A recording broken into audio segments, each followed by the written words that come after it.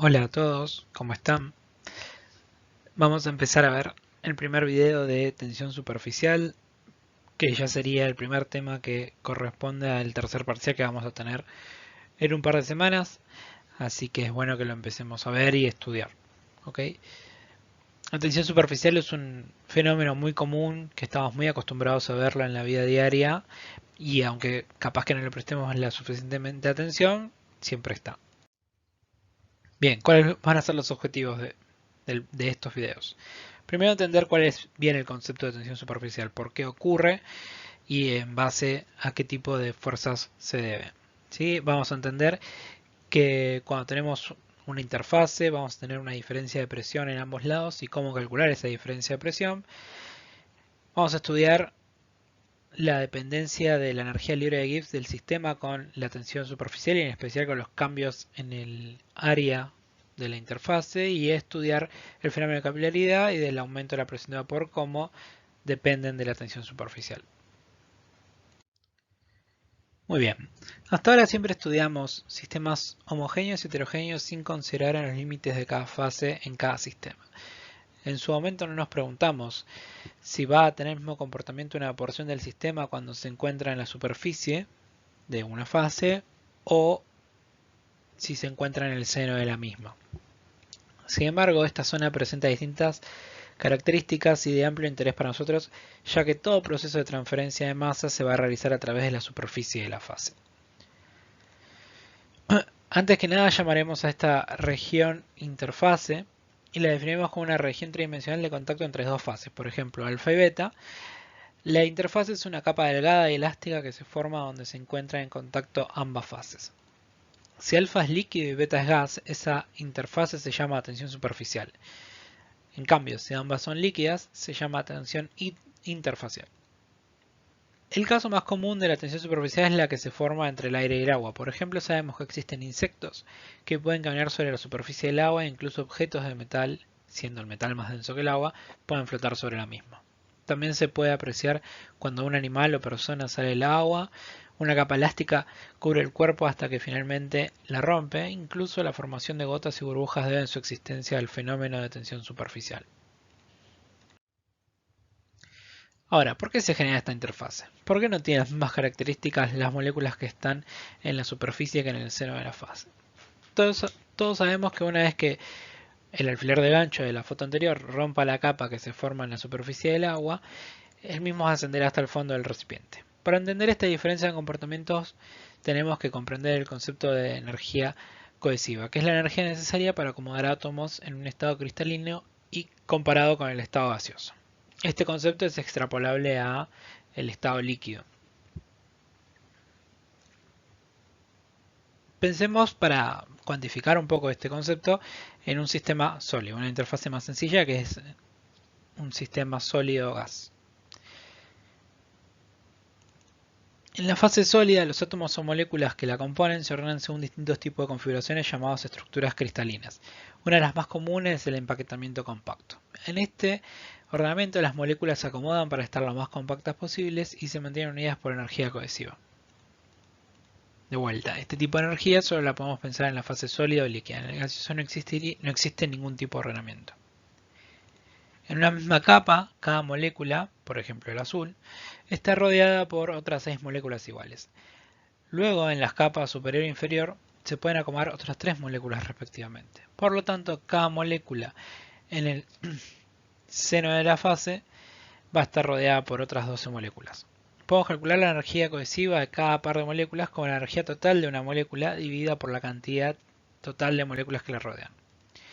En el seno de la fase, la energía de cada par de moléculas va a ser igual a E, que es la energía total, sobre 12.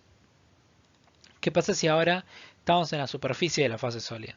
Podemos suponer que la capa superior no va a existir, por lo tanto la energía por molécula va a ser 9 sobre 12 partes a la que corresponde una molécula en el interior de la fase.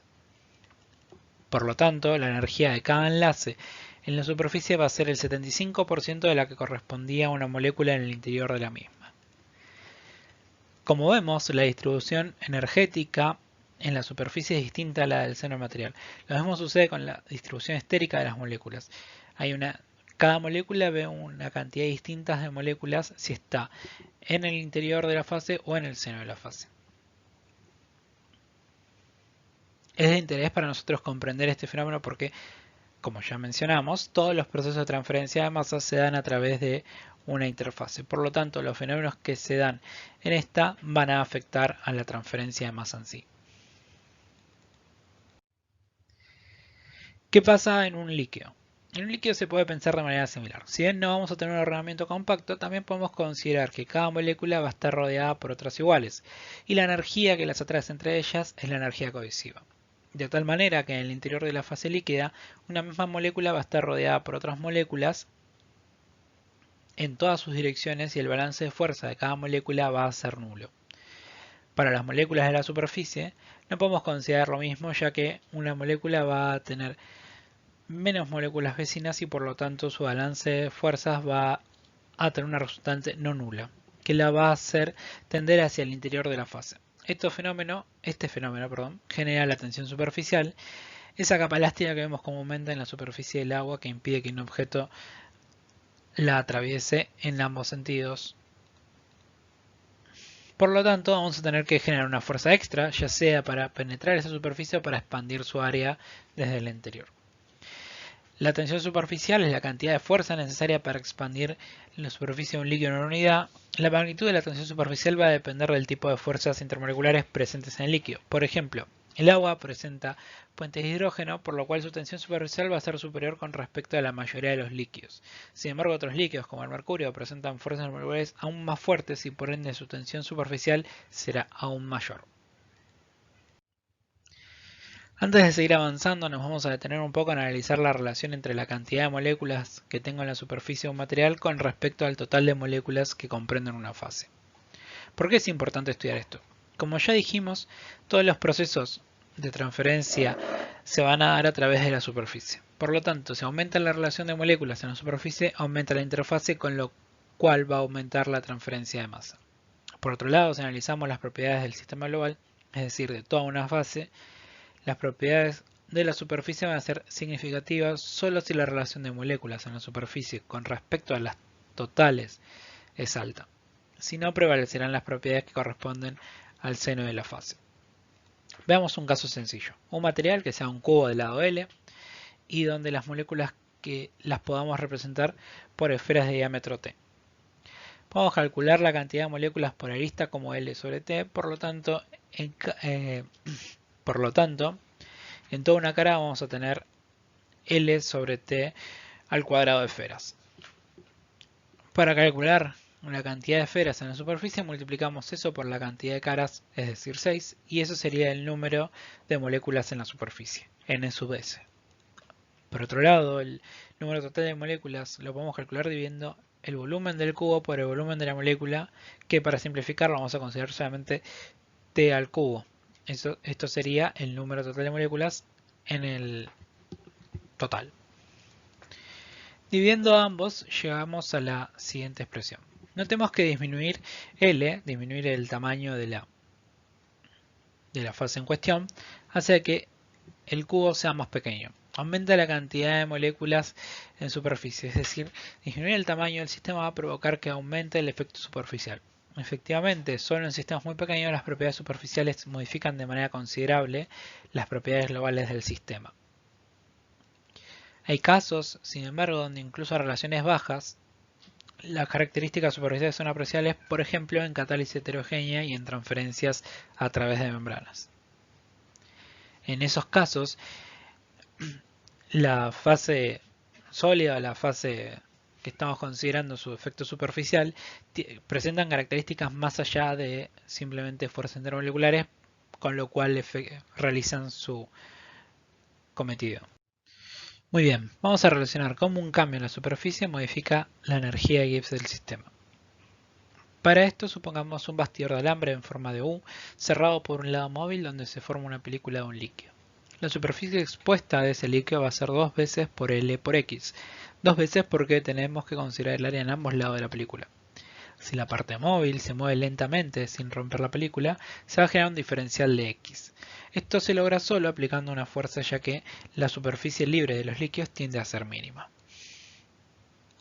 Si definimos la tensión superficial, gamma, como la energía libre de Gibbs superficial por unidad de área, el cambio de la energía libre de Gibbs por pasar del primer estado al segundo es gamma por diferencial de área. La fuerza que se aplicó para realizó un trabajo, es decir, diferencial de trabajo es igual a la fuerza por el diferencial de X, y estos dos cambios energéticos tienen que ser iguales. Por lo tanto, gamma diferencial de área tiene que ser igual a la fuerza por el diferencial de X. El diferencial de área, para dejarlo en las mismas unidades que X, lo vamos a reemplazar por 2 veces L diferencial de X. Simplificando y despejando vemos que gamma, la tensión superficial, es la fuerza que actúa por unidad de longitud del alambre. La tensión superficial actúa como una fuerza que se opone al cambio de área del líquido. Además se expresa en el orden de decenas de milinewtons por metro. Muy bien, describamos ahora la tensión superficial desde el punto de vista termodinámico. Vamos a partir de un sistema que sea un componente puro, que trabaje en condiciones reversibles donde solo hay un trabajo de volumen y de superficie. Según esto, podemos plantear el primer principio de la termodinámica, donde por un lado tenemos que todo el trabajo generado va a ser el trabajo de expansión más el útil. Por lo tanto, el diferencial de energía interna tenemos que considerar también el cambio en la superficie, es decir, gamma diferencial de área. Además sabemos que la energía interna es igual a la entalpía menos P por V y que la entalpía la podemos reemplazar por G más la temperatura por la entropía menos P por V. Aplicando diferencial a esta expresión de energía interna igualando con la primera, vemos que hay términos que se simplifican.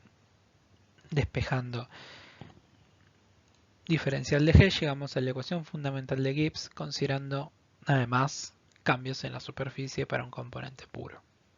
Si consideramos T y P constantes, llegamos a la última expresión donde se ve que la tensión superficial es el cambio de energía asociado a un aumento de área a presión y temperatura constantes. Noten que para que un proceso sea espontáneo, la energía, el diferencial de G tiene que ser negativo. Y como la tensión superficial siempre es positiva, eso denota que el sistema, de manera genérica, intenta evitar el cambio, un aumento en la superficie de área, salvo que se aplique un trabajo para realizar lo contrario. Es decir, siempre el sistema va a tender a minimizar el área de la interfase. Para un sistema multicomponente, la ecuación general de Gibbs, lo único que cambia es que se agrega el aporte del potencial químico de cada componente.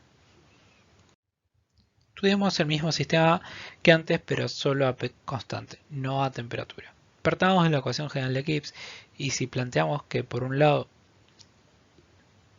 diferencial de T y por otro lado diferencial de área, obtenemos las siguientes expresiones. Como ya sabemos de siempre, la derivada del diferencial de la energía libre de Gibbs con respecto a la temperatura es igual a la menos entropía y, como aprendimos ahora, la derivada del diferencial de G con respecto a cambios en el área es la tensión superficial. Lo que nosotros buscamos es una expresión para los cambios en la tensión superficial con respecto a la temperatura. Ninguna de estas representa eso. Pero si aplicamos las relaciones de Maxwell, llegamos a la siguiente relación, donde ya vemos la diferencia que buscamos. Como la entropía no es tan fácil de medir, tratemos de reemplazarla por parámetros que sean más fáciles de medir. Recordando que para un proceso reversible el cambio de la entropía es el cambio de Q sobre T, y combinando con la expresión anterior obtenemos la siguiente expresión. Por otro lado, definiremos Q sigma como el calor de expansión por unidad de área, es decir, el calor que se intercambia al aumentar el área, reemplazando en la ecuación anterior, nos queda que el cambio de la tensión superficial con respecto a la temperatura es menos Q sigma sobre T. Intuitivamente ya podíamos predecir que a medida que aumenta la temperatura, la tensión superficial va a disminuir, ya que al aumentar la temperatura aumenta la energía cinética de las moléculas, disminuye la energía cohesiva y estas tienen mayor tendencia a pasar a la fase vapor. Ya sabemos que la tensión superficial tiende a minimizar el área de la interfase, y lo estudiamos para una superficie plana. También sabemos que hay casos donde la superficie no es plana, por ejemplo las gotas y las burbujas. Para que se dé esa geometría esférica, tiene que existir una diferencia de presión a ambos lados de la interfase. Pensemos por ejemplo en el clásico juguete para formar burbujas. Cuando tenemos la película de la solución jabonosa formada y no se está soplando, la película se mantiene plana. Tenemos la misma presión a ambos lados de la interfase. Pero si alguien empieza a soplar, si se aumenta, es decir, si se aumenta la presión en alguno de los lados de la interfase, esta se va a empezar a curvar dejando del lado interno a la curva la presión que sea mayor. En el caso de la imagen, P1 mayor a P2. Pero solo va a depender de qué lado se aplique presión. Y lo mismo pasa, por ejemplo, en una burbuja que se forma en el seno de un líquido. Si se forma una burbuja es porque la presión de vapor supera la presión en la que está sometida el líquido y la tensión superficial lo que va a hacer es aumentar la presión que sea del lado externo, así el sistema queda balanceado, si no la interfase no existiría. ¿Cómo determinamos esta diferencia de presión? Utilizando la ecuación de Jean-Laplace que vamos a derivar ahora. Por ejemplo, para una interfaz esférica, ya sea una gota o una burbuja, las modelizaremos siempre como esferas perfectas. Supongamos dos fases alfa y beta separadas por una interfaz esférica. Si la esfera no cambia de tamaño es porque las fuerzas que la comprimen y expanden están equilibradas. Las fuerzas que las comprimen están compuestas por las que ejerce la presión de la fase externa, es decir, la que ejerce la presión en beta y la fuerza que ejerce la tensión superficial, mientras que las de expansión corresponden a la fuerza que se ejerce por la presión alfa. La fuerza por la presión externa va a ser la presión de esa fase por el área de la esfera, que es 4pi por radio al cuadrado, por la presión en beta. La fuerza por tensión superficial la podemos calcular como el diferencial de trabajo por cada unidad de longitud. Siguiendo el desarrollo, se llega a la expresión final de que es la tensión superficial por 8 por pi por el radio de la gota o burbuja.